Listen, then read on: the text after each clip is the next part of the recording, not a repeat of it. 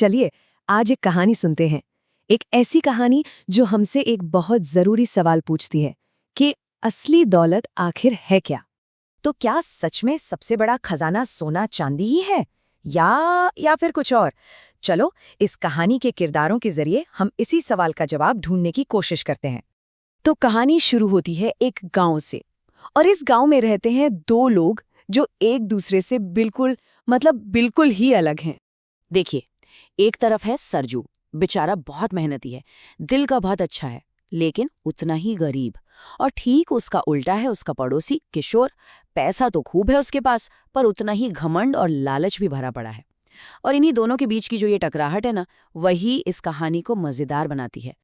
आप सोचिए, सरजू की गरीबी का आलम यह था कि उसके पास अपनी बेटी चंपा के साथ बांटने के लिए सिर्फ एक सूखी रोटी थी। पर यहाँ भी उसका बड़ा दिल देखिए, उसने रोटी का बड़ा टुकड़ा अपनी बेटी को दे दिया। और दूसरी तरफ किशोर का घमंड देखिए, वो सरजू का मजाक उड़ाने का कोई मौका नहीं छोड़ता। कहता था भगवान भी उन्हीं की मदद करता है जिनके पास दिमाग होता है। मतलब साफ है, दोनों की सोच में जमीन आसमान का फर्क था।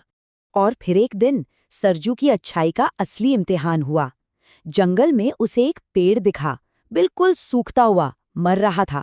सरजू अपनी भूख प्यास सब भूल गया और बस उस पेड़ की जान बचाने में जुट गया। सोचिए, नदी से बार बार पानी लाता रहा, बस उस पेड़ के लिए। तो सरजू की इस नेकी का क्या हुआ? क्या उसका ये अच्छा काम बेकार गया? नहीं, बिल्कुल नहीं। अब देखिए कि कैसे उसे इसका एक जादुई इनाम मिला। जैसे ही सरजू पेड़ की सेवा कर रहा था, तभी एक अद्भुत घटना हुई। एक साधु प्रकट हुए जो असल में एक वन देवता थे। उन्होंने सरजू को बताया कि ये सब उसकी परीक्षा थी, उसकी दयालुता की परीक्षा। और इनाम के तौर पर वो सूखा हुआ पेड़ अब एक जादुई पेड़ बन चुका था।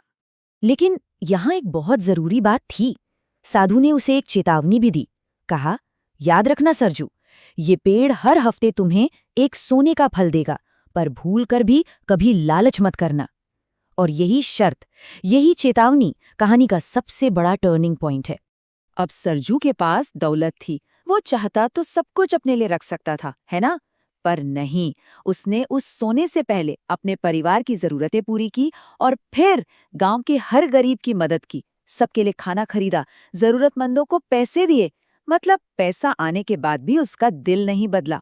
लेकिन जहां अच्छाई होती है, वहां अक्सर जलन की एक काली छाया भी पड़ ही जाती है। अब कहानी का फोकस किशोर पर आता है, और हम देखेंगे कि कैसे लालच और ईर्ष्या उसके दिल में जहर घोलना शुरू कर देते हैं। जब किशोर ने देखा कि सरजू अचानक इतने पैसे कहाँ से बांट रहा है, तो उससे रहा नहीं गया। वो जल भुन गया। उसने जासूसी करने का फैसला किया, और आखिरकार उसने सरजू की दौलत का राज, वो जादुई सोने का पेड़, देख ही लिया। और उस पेड़ को देखते ही किशोर के मन में सिर्फ एक ही ख्याल आया, अरे ये तो सोने का पेड़ है, मैं इसे चुरा लूंगा और मैं ही सबसे अमीर बनूंगा। देखिए, उसने एक पल भी नहीं सोचा। साधु की चेतावनी, सरजू की भलाई, सब भूलकर बस लालच में अंधा हो गया। तो अब एक तरफ है सरजू की नेकी और दूसरी तरफ किशोर का बेगाम लालच।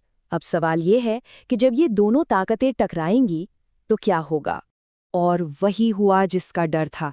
किशोर का लालच उसे एक ऐसी भयानक गलती करने पर मजबूर कर देता है जिसका नतीजा बहुत ही डरावना होता है। देखिए क्या हुआ। जैसे ही किशोर ने पेड़ पर कुल्हाड़ी चलाई, पूरा मौसम बदल गया। आसमान में जोर से बिजली कड़की, सारे सोने के फल एक झटके में पत्थर बन गए, और पेड़ की टहनियां वो खतरनाक सांप बनकर किशोर को जकड़ लेती हैं। ये सारा शोर शराबा सुनकर सरजू भागा भागा वहां पहुंचा, और उसने जो देखा वो हैरान रह गया।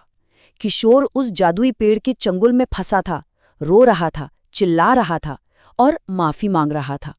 तो अब कहानी अपने आखिरी पड़ाव पर है, जहां हमें पता चलेगा कि असली दौलत आखिर होती क्या है, और ये हमें सरजू के एक आखिरी काम से पता चलेगा।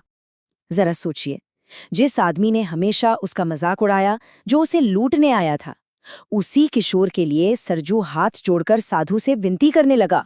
उसने कहा, बाबा इसे माफ कर दीजिए, लालच में इसकी अक्ल मारी गई थी, प्लीज इसे एक और मौका दे दीजिए। सरजू की इतनी बड़ी अच्छाई देखकर साधु भी पिघल गए। उन्होंने किशोर को आज़ाद कर दिया। और इस बार किशोर सच में बदल चुका था। उसे अपनी गलती का एहसास हो गया था और उसने कसम खाई कि अब वो एक अच्छा इंसान बनेगा। और यहीं से कहानी एक खूबसूरत मोड़ लेती है। सरजू और बदला हुआ किशोर दोनों पक्के दोस्त बन गए। उन्होंने मिलकर गांव के बच्चों के लिए एक मुफ्त का स्कूल खोला और देखते ही देखते पूरा गांव तरक्की करने लगा। सब खुश थे। और कहानी के आखिर में सरजू अपनी बेटी चंपा को वही बात समझाता है जो इस कहानी का सार है। वो कहता है, बेटा हमेशा याद रखना, असली दौलत ये सोना चांदी नहीं बल्कि हमारी अच्छाई है, हमारा दिल है। और ये एक ऐसी बात है जो शायद हम सबको सोचने पर मजबूर करती है।